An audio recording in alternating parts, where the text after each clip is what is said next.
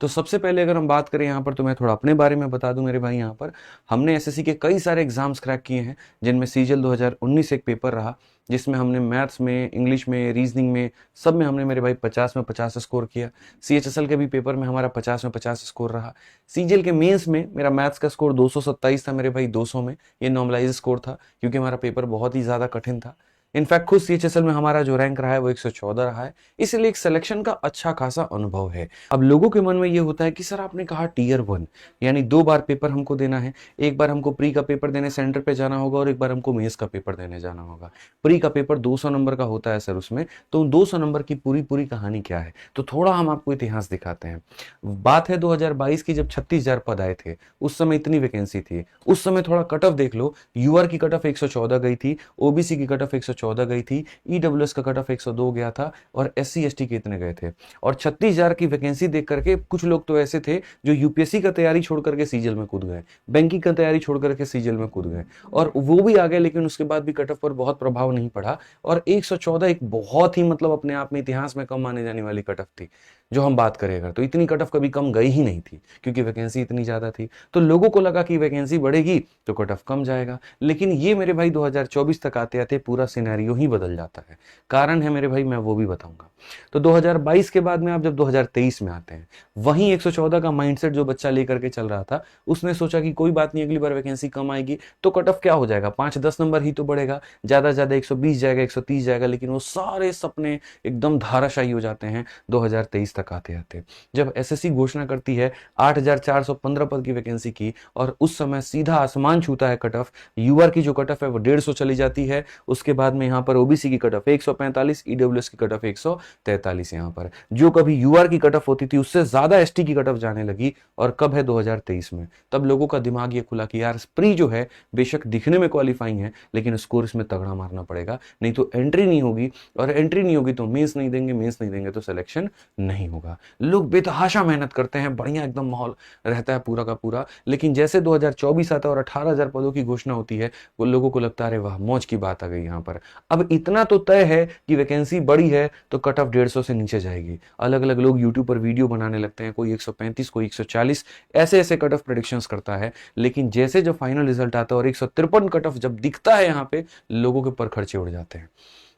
ऐसी कहानी मेरे भाई, समझ ही नहीं आता ये हुआ तो हुआ क्या। हालांकि कुछ इसमें एसएससी की गड़बड़ी थी, लेकिन कुछ ये भी मानना पड़ेगा कि जैसे जैसे वक्त बीता है, वैसे वैसे लोगों के पास में कंटेंट अपरंपार होते गया है, एक्सेसिबल होते गया है। एक वक्त था जहां पर सारा हुजूम जो है ऑफलाइन में बैठा होता था, अब वो बच्चा भी धीरे धीरे ऑफलाइन के साथ साथ ऑनलाइन में भी वो बढ़ रहा है। एक सिंगल क्लिक पर वो डिजिटल सम देख सकता है और परसेंटेज 5 टीचर से पढ़ सकता है। और पहले उस परसेंटेज को मेरे भाई पढ़ने के लिए कहीं पर जाकर उसको पहले फीस देना होता था, या ज्यादा से ज्यादा 2 क्लास की डेमो मिलती थी। लेकिन आज मेरे भाई पूरा का पूरा चैप्टर एक नहीं, वो 5-5 टीचर से पढ़ सकता है। तो ये बात भी मानने की आवश्यकता है कि कंटेंट बहुत मिला बच्चों को, रिसोर्सेज मिले तो टैलेंट बढ़ा, और धीरे धीरे एसएससी भी अपना लेवल गिराते गई। तो ऐसे प्रीवियस ईयर पर अगर वो क्वेश्चन लेगी तो बच्चों को तो रट्टा है, पूरा पूरा जर्रा जर्रा याद है। तो मेरे भाई कट ऑफ यहाँ पर ज्यादा क्यों नहीं जाएगा, क्यों बच्चे ज्यादा स्कोर नहीं करेंगे। या तो ये होता कि हम जैसे बच्चे मेहनत कर रहे हैं, पढ़ रहे हैं, तो एसएससी को भी क्वेश्चंस के लेवल बदलने थे, लेकिन उन्होंने वक्त रहते ये काम नहीं किया, और नहीं किया तो यही कारण था कट ऑफ बढ़ने का।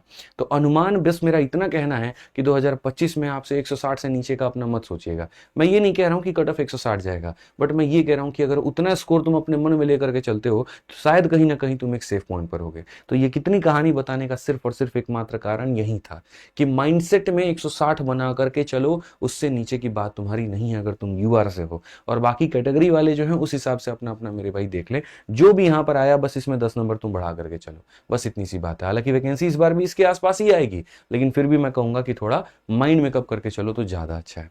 इनमें अगर आप ये सोचते हैं कि मुझे अगर एमईए में जाना है, मुझे सीएसएस में जाना है, मुझे इनकम टैक्स में जाना है, तो कितना स्कोर करना पड़ेगा। किसी वक्त में एमईए में जाने के लिए जनरल वालों को मेरे भाई यहां पर 344 नंबर लाने पड़ते थे, ठीक है। तो वही 2023 में आते आते 331, लेकिन 24 में जाओगे तो 390 नंबर में 362 नंबर, इतना अगर तुम मेंस में स्कोर करते हो तब जाकर के तुमको ये पोस्ट मिलती है। सीएसएस मेरे भाई अभी 2 लड़के बैठे हुए हैं ऑफिस में, इंटरव्यू देने ही आए थे, सीएसएस के हैं, सिलेक्टेड हैं, ज्वाइनिंग कर ली, फर्स्ट सैलरी आ गया, मिठाई खिलाने आए थे भाई यहाँ पर। अभी हमने जब उनसे बात की बताया, उन्होंने 81,000 रुपए का सैलरी हमको मिला है सर। सोचो उस 81,000 की सैलरी के लिए उसको कितनी मेहनत करनी है। जब 2022 में उसको 331 नंबर पर वो पोस्ट मिल सकता था, आज मेरे भाई यहाँ पर उसी पद को पाने के लिए उसको 353 नंबर लेकर के आने पड़ रहे हैं। तो मैंने क्या कहा कि वीडियो को शुरू से अंत तक देखो, क्योंकि मैं सारी जानकारी सटीक बताऊंगा। तो इसीलिए पहली बात, तैयारी करने के पहले इस माइंडसेट को बनाना पड़ेगा कि वो तैयारी कितनी जोरदार करनी है। ठीक है, भागना है, लेकिन वो कितना तेज भागना है ये अभी तुमको डिसाइड करना पड़ेगा यहाँ पे। अगर चाह रहे हो सिलेक्शन लेना, चाह रहे हो एक अच्छा पद लेना, तो माइंड में कब ये करना पड़ेगा कि प्री तो एक छोटी सी पड़ाव है, अछली मछली तो मेरे भाई जो मेन मेरा टारगेट है वो तो मेरा मेंस है, और मेंस के लिए मुझे बहुत अच्छा स्कोर करना पड़ेगा, मुझे बहुत तगड़ा नंबर लेकर के आना पड़ेगा, तब जाकर के मेरी कहीं ना कहीं पर बात बनेगी। अन्यथा बस उस भीड़ में हम गायब हो जाएंगे और हाथ में बस एक निराशा लेकर के घूमते रहेंगे और कुछ नहीं होगा। जिस डिस्ट्रिक्ट इंस्पेक्टर की आप बात करते हो, जिसकी इतनी भौकाल है, 2022 में मेरे भाई जब 1100 पद थे, इतनी वैकेंसी थी, तब 322 की कट ऑफ। 23 में आते आते इसकी खुद की वैकेंसी मेरे भाई क्या हो जाती है, आप अगर यहां देखो तो इसकी खुद की जो वैकेंसी है मेरे भाई कहां गया, यहां पर इसकी खुद की वैकेंसी डबल हो जाती है, लेकिन उसके बाद कट ऑफ में बहुत ज्यादा फर्क नहीं पड़ता, 310 जाता है। आते आते 2024 में 2600 वैकेंसी आई, लेकिन देखो कट ऑफ भी कितना बढ़ गया, वैकेंसी बढ़ी लेकिन कट ऑफ बढ़ गया, 350 पर जाकर के ये बात लगी थी। हालांकि नॉर्मलाइजेशन का इसमें बहुत बड़ा खेल था, लेकिन जरूरी नहीं है ना कि हर बार नॉर्मलाइजेशन इतना बड़ा गेम करी जाए।